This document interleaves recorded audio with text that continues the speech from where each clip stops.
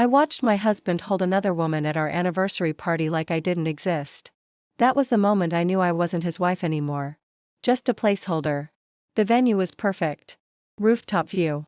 Soft lighting. 100 guests dressed in black and gold. It was supposed to celebrate 4 years of marriage. He planned everything. Said he wanted to honor us. But when I arrived, nothing felt like it was about us. He was across the terrace. In a tailored suit. Laughing. Smiling. And she was pressed into his side, hand on his chest, lips near his ear. He wasn't pulling away. He was holding her. I stood by the entrance. Waiting for him to notice me. He didn't. I walked slowly through the room. Waited for him to come greet me. He didn't. Instead, he whispered something to her, and she laughed. He held her tighter. A waiter passed by. I took a glass of champagne. Used both hands to keep it from shaking. I smiled at guests. They smiled back. No one said a word. I wasn't a wife anymore. Just background noise. Someone said, "He looks so happy tonight." I nodded like I agreed. 10 minutes in, he finally glanced my way. No surprise. No smile. Just a nod. Then he turned back to her. The photographer asked to take a photo of us. He said, "Give me a sec." The photo never happened. I stepped away, walked to the edge of the rooftop, and looked out at the city. For years ago, we were dreaming about building a future. Now he was building something else, without me. I didn't cry. I didn't confront. I didn't cause a scene. I just made a quiet decision. I left the party early. Took the elevator down alone. Called a cab. Went home. Sat in silence. No accusations. No screaming. Just facts. He erased me first. So I'd erase him next. That night, I opened my laptop. Typed, "Top divorce lawyers near me." Sent 3 emails. By morning, 1 responded. While he was still sleeping off the champagne, I was already making moves. I called the leasing office. Apartment was in my name. I pulled bank statements. Took inventory. Froze joint access. I listed everything I paid for, every bill, every receipt. Quietly. Logically. No drama. Just paperwork. 3 days later, I moved into a short-term rental.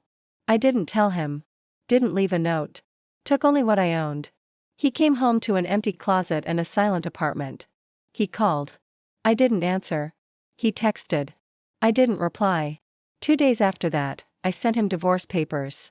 Straight to his office. Marked confidential. He responded with, "Can we talk?" I didn't need to. Because I had already seen everything I needed to see. The woman at the party? She wasn't new. I found pictures of her on his social media, buried in group photos. She had been around. Quietly. Consistently. He didn't just cheat. He replaced me before he removed me. That was the twist. I thought the betrayal happened at the party. But he had started months earlier, I just hadn't caught up. Now I was done playing catch up. He erased me emotionally long before that night. All I did was return the favor. Ending line, powerful and final. He made me invisible in public, so I disappeared in private, without a trace. I didn't scream. I didn't beg. I didn't even ask him why. The moment I saw him holding her, I knew asking for the truth would be a waste of energy. I didn't want answers. I wanted out. I moved into a temporary rental, bare walls, no furniture, just a mattress on the floor and a folding chair. It wasn't much, but it was mine. And most importantly, it was far from him. I made a list. Not of things to take, but of things to cut. I wasn't packing memories. I was preparing to erase the version of me that tolerated being ignored. I contacted my landlord. Confirmed the apartment lease was under my name. Told them he'd be staying behind. Alone. I froze the joint bank account. Moved my share into a new account under my maiden name. I kept everything clean. Legal. Quiet. He called again. I didn't answer. Then came the messages. "Where are you? What is this? Are you seriously mad about the party? She's just a colleague." Each text more defensive than the last. No apology. No ownership. Just excuses. He didn't know I had already spoken to a lawyer. Didn't know I had already printed our financial records. Didn't know I had already taken screenshots of her tagged posts with him in the background. He still thought I was emotional. Still thought I'd cool off. Men like him never expect consequences. They expect delays. They expect silence. And for a while, they get it, until silence turns into strategy. I started working with my lawyer to build the case. Didn't tell friends. Didn't update social media. The fewer people who knew, the better. He had taught me one lesson well: don't announce your pain. Just deliver results. 3 days later, I arranged for my personal belongings to be picked up while he was at work. Clothes. Books. Files. Nothing sentimental. I left the wedding album. He could keep the fantasy. By the time he got home, the apartment was cold and hollow. Just like our marriage had been for months. He left a voicemail that night. He sounded confused. Still didn't get it. Said we should talk like adults. I didn't reply. Because here's the thing, adults don't need to be told when they've gone too far. They know. They just hope you'll let it slide. The next day, I blocked his number. Cut ties with his family. Logged out of shared accounts.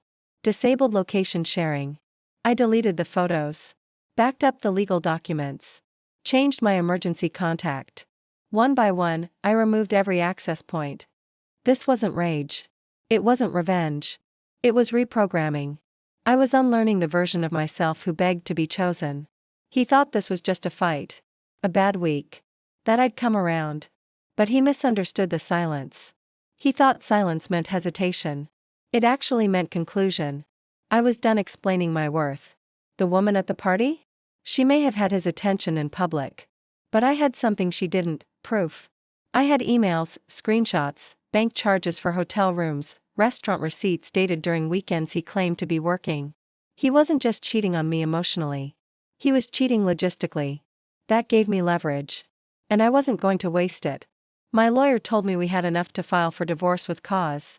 That gave me more grounds for asset division. More control over the outcome. I said, do it. She said, you sure? I said, I was sure the moment he didn't see me standing 10 feet away. The twist? He still thought I left because I was mad. He didn't realize I left because I was done being invisible. Not just to him, but to myself. I spent so long trying to save a marriage that only one of us was in. Now I was rebuilding the parts of me that he slowly ignored. I wasn't crying. I wasn't grieving. I was deleting. You don't beg someone to see you, you just leave the room they keep looking past you in. By the time he figured out I was serious, I had already given my lawyer everything she needed to end our marriage. No warnings. No begging. No last chances. Just documents, dates, evidence. It started with the screenshots.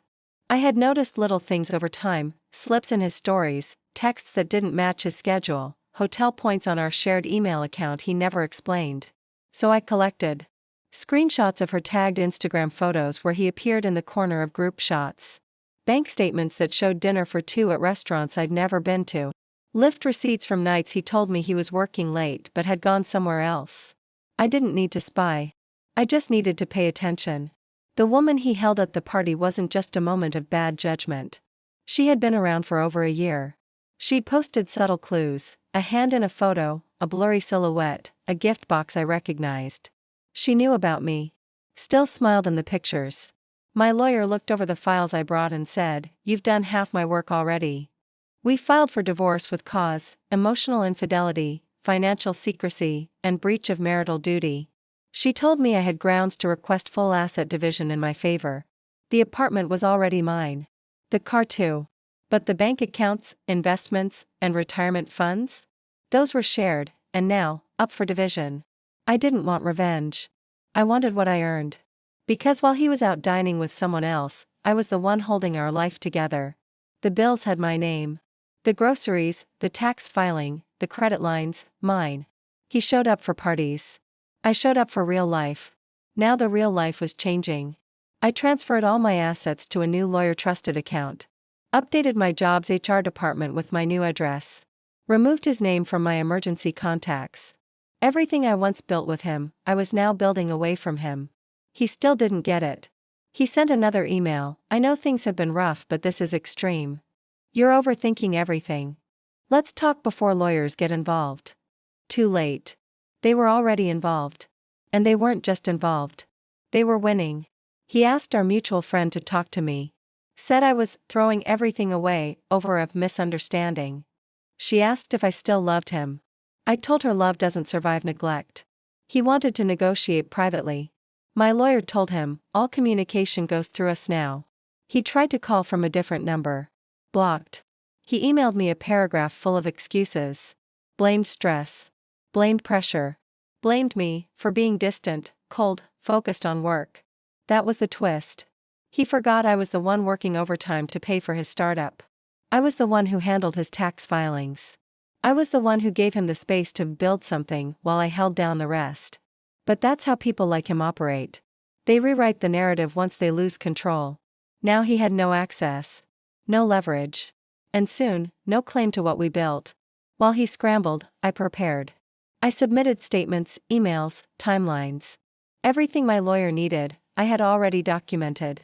Because I had spent the last few months doing what he didn't notice, observing, planning, preparing to walk away without looking back. He was still in shock.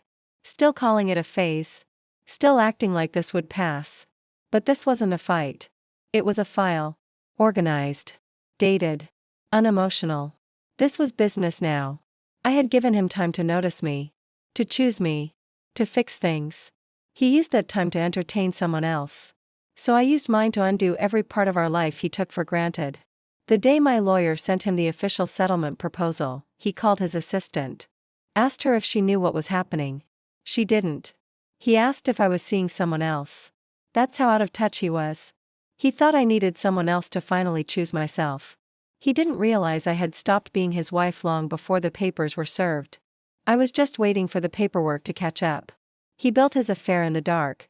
I built my exit in silence, and mine had a lawyer. He didn't believe the papers were real until he saw the settlement demand. He always thought I was bluffing. That I was just angry and needed space. That I'd eventually come back. Because I always had before. But this time was different.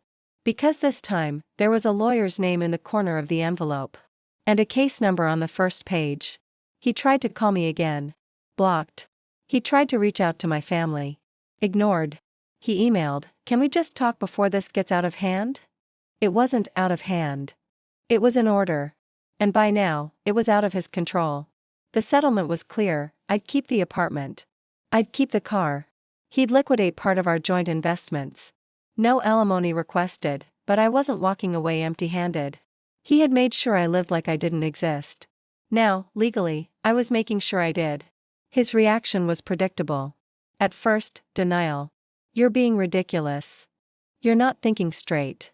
You're letting your lawyer poison your head." Then came bargaining. "Let's try counseling. Let's take a break instead of rushing this.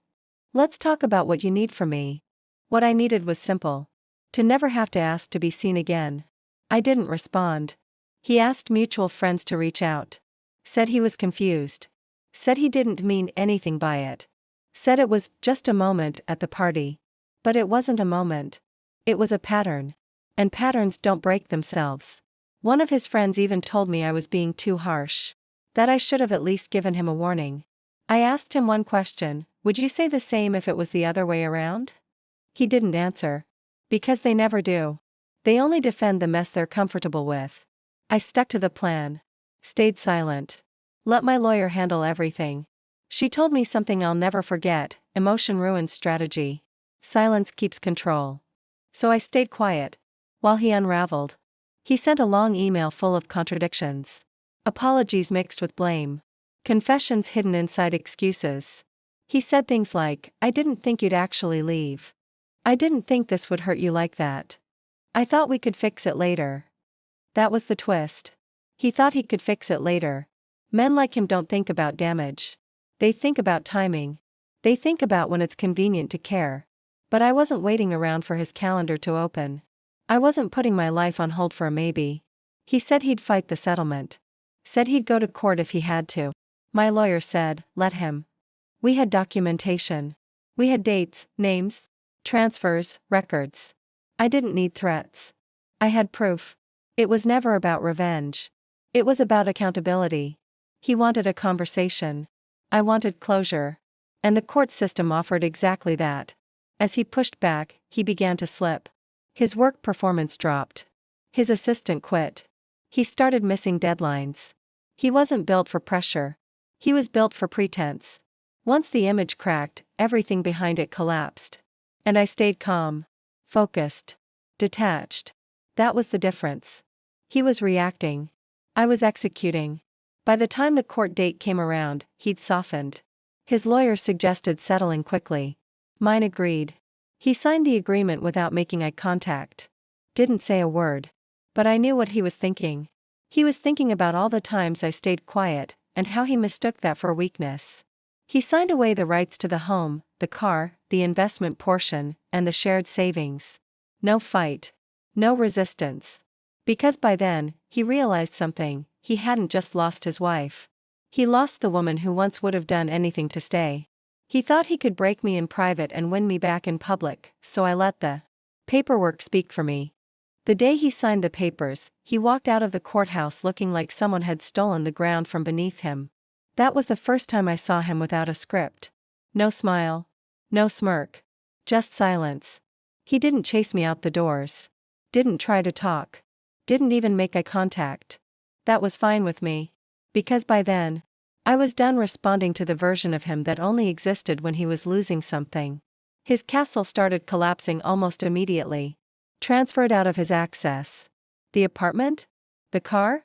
Repossessed from his side of the garage. The joint accounts? Emptied legally and closed. And her? The woman he held at the party? She disappeared too. Turns out, she wasn't in it for the drama. She liked the attention, not the aftermath. She wasn't ready to be the reason a marriage ended in court. 1 week after he signed the divorce papers, she unfollowed him on every platform. Deleted their photos. Blocked his number. That was his second loss. The first was me.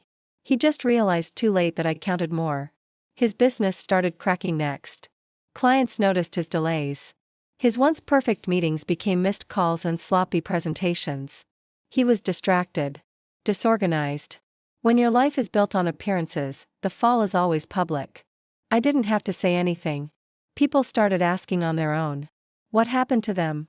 Wasn't he married? Why is she gone? And he didn't have answers that made sense. Because he didn't expect to lose both worlds at once. He tried to act unbothered. Posted gym selfies. Shared work updates. Tried to look unshaken. But the effort was obvious. I stayed quiet. Didn't post. Didn't comment. Didn't react. Because nothing ruins someone like being ignored after they expect chaos. He texted once from a new number, "I miss talking to you." Blocked again. Then came the email. Subject line, "Closure?" He said he didn't understand how I shut everything off so fast. Said he was still adjusting. Said maybe we could talk just once to clear the air. He wasn't asking for closure. He was asking for access. But I don't give access to people who held someone else while I stood right there. That was the twist. He wasn't sorry for what he did. He was sorry for what he lost. He was sorry that I didn't fall apart. That I didn't beg or plead. That I didn't give him the performance he expected. He thought I'd break. I didn't. I built. I got promoted. Moved to a new apartment, bigger, brighter, mine. Reconnected with friends I'd pushed aside to keep our marriage afloat. I wasn't just healing. I was evolving. Every piece of myself he overlooked? I picked it back up and sharpened it. His downfall wasn't personal revenge. It was the natural result of being someone who thought he'd never be held accountable. He wanted to be the man in control. The one who left first. The one who decided when things were over. But he didn't leave. I did.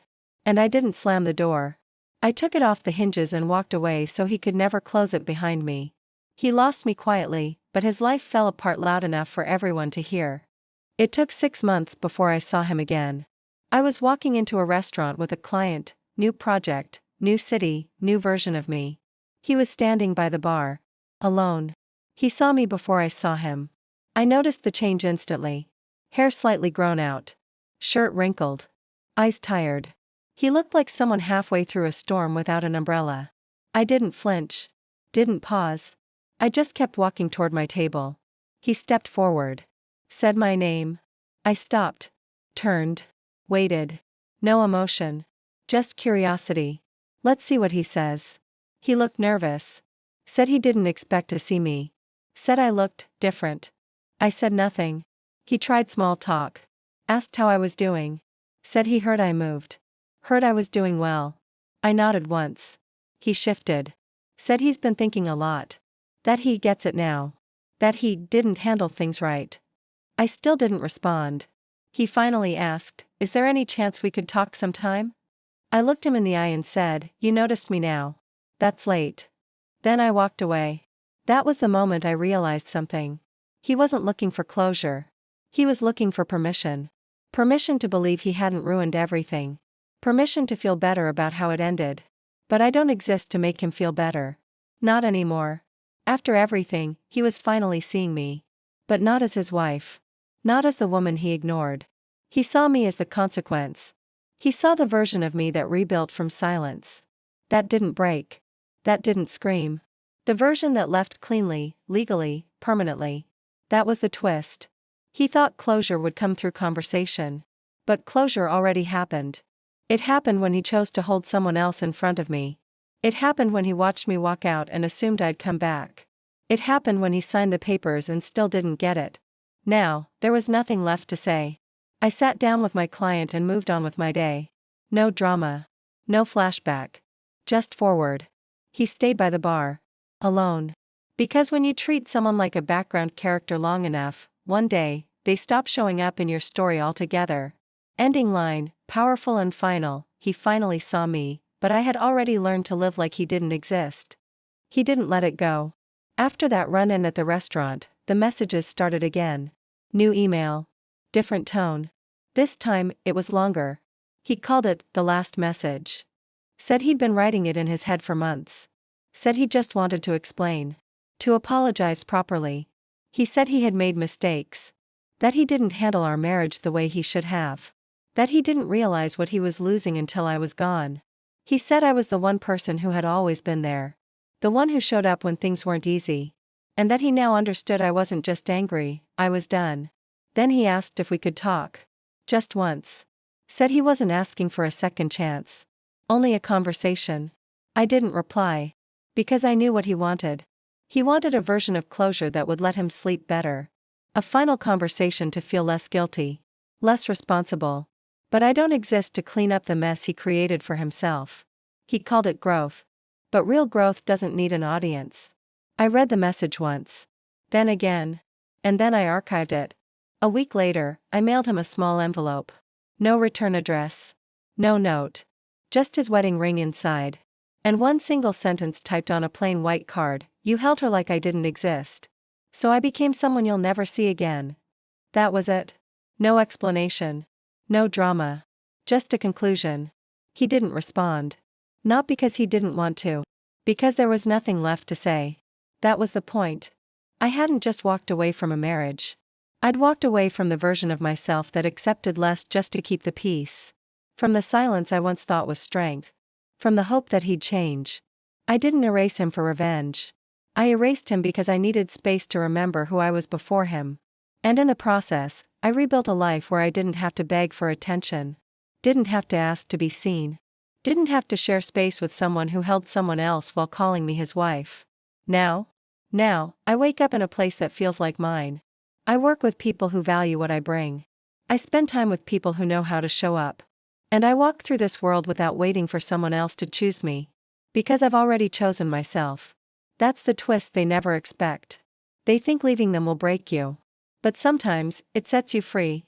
He held her like I didn't exist, so I became someone he can never reach, never touch, and never deserve again.